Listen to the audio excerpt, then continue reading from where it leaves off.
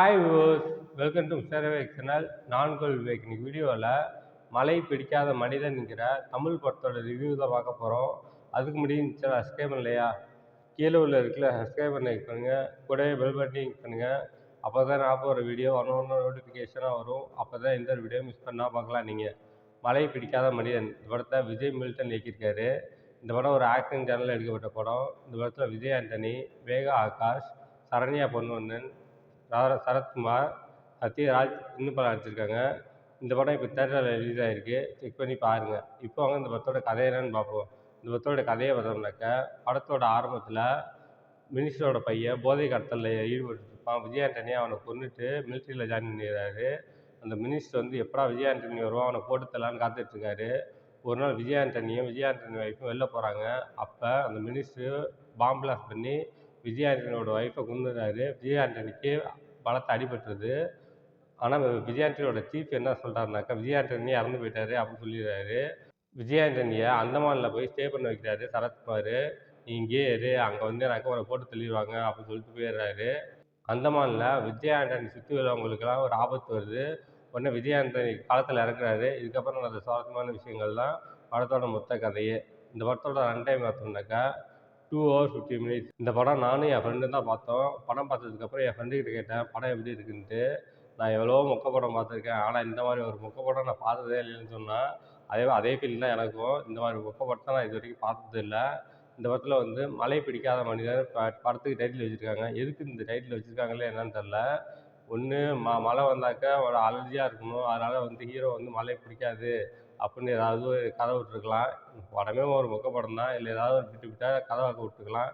ஒன்றுத்துக்கு உதவாத மாதிரி மழை பிடிக்காத மனிதன்.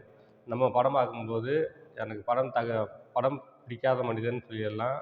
அதே டேரக்டருக்கு எனக்கு டேரக்டர் தெரியாத மனிதன் வச்சுக்கலாம். அந்த மாதிரி ஹீரோவை பார்த்தீங்கன்னாக்கா, எனக்கு ஹீரோவாக நடிக்க தகுதி இல்லாதவன்னு வச்சுக்கலாம். இந்த மாதிரி ஒவ்வொருத்தவங்களுக்கும் ஒவ்வொரு பேர் வச்சுக்கலாம் இந்த படத்தில். அந்த மாதிரி ஒரு மொக்க படமாக வச்சுருக்காங்க. பொதுவாகவே விஜய் ஆண்டனிக்கு வந்து நடிப்பே வராது. ஆனால் இப்போல்லாம் வந்து நிறைய படம் நடிச்சதுனால ஒரு ப்ரொஃபஷனல் ஆகிட்டாரு. ரொம்பவே நல்லா ஆக்ட் பண்ணிட்டாரு. கொடுக்கப்பட்ட சீன்லாம் ரொம்பவே சூப்பராக ஆக்ட் பண்ணிட்டாரு. அதெல்லாம் பார்க்கும்போது ரொம்ப நல்லா இருந்துச்சு.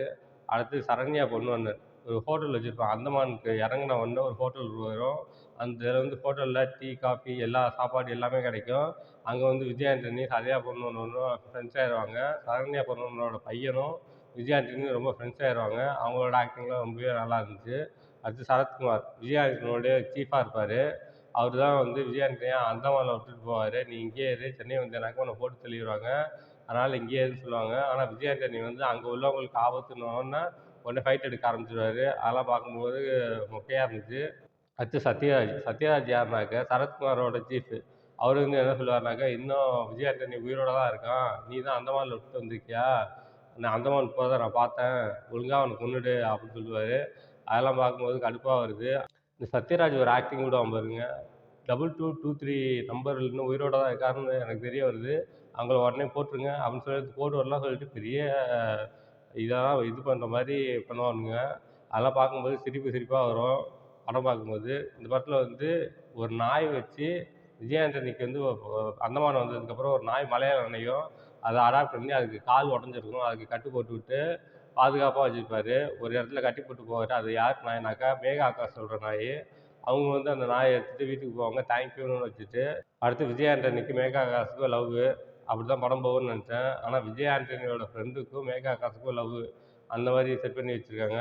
அது பார்க்கறதுக்கு கொஞ்சம் டிஃப்ரெண்ட்டாக இருந்துச்சு. நல்ல வேளை ஹீரோ ஹீரோயின் லவ் பண்ணுறாங்க, சாங் வைக்கிறேன் மொக்க போடுறேன்னு சொல்லிட்டு மொக்க போடாமல் ஹீரோவோட ஃப்ரெண்டு லவ் பண்ணிட்டாரு, நான் லவ் பண்ணலன்னு சொன்ன உடனே மேகா ஆகாஷும் ஒத்துப்பாங்க. அதெல்லாம் பார்க்கும்போது ரொம்ப நல்லா இருந்துச்சு. மேகா ஆகாஷ்க்கு வந்து எப்படியாவது தமிழ் சினிமாவில் பெரிய ஹீரோயின் ஆகணும்னு ஆசைப்படுறாங்க. ஆனால் படம் எடுக்கிறது பூராவே மொக்க படமாக எடுத்து செலக்ட் பண்ணி நடிக்கிறாங்க. அதனாலேயே அவங்களால பெரிய ஆள் ஆக முடியல தமிழ் சினிமாவில். அப்படி இருக்குது படம்.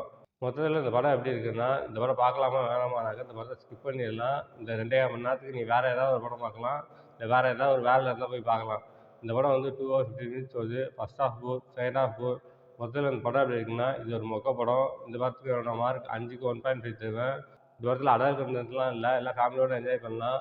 ஓகே, இதோட வீடியோ முடிச்சுக்கிறேன். இந்த வீடியோ பிடிச்சா லைக் பண்ணுங்கள், கமெண்ட் பண்ணுங்கள், உங்கள் ஃப்ரெண்ட்ஸுக்கு ஷேர் பண்ணுங்கள். இன்னும் சேனலை சப்ஸ்கிரைப் பண்ணலையா? கீழே உள்ள இடத்துல சப்ஸ்கிரைப் பண்ணுங்கள். கூடவே பெல் பட்டனையும் கிளிக் பண்ணுங்கள். அப்போ தான் நான் போடுற வீடியோ வரணும்னா நோட்டிஃபிகேஷனாக வரும். அப்போ தான் எந்த வீடியோ மிஸ் பண்ணால் பார்க்கலாம் நீங்கள். கீழே டிஸ்கிரிப்ஷனில் சோஷியல் மீடியா லிங்க்ஸ்லாம் கொடுத்துருக்கேன். லைக் பண்ணுங்கள், கமெண்ட் பண்ணுங்கள், ஃபாலோ பண்ணுங்கள். தேங்க்ஸ் ஃபார் வாட்சிங்.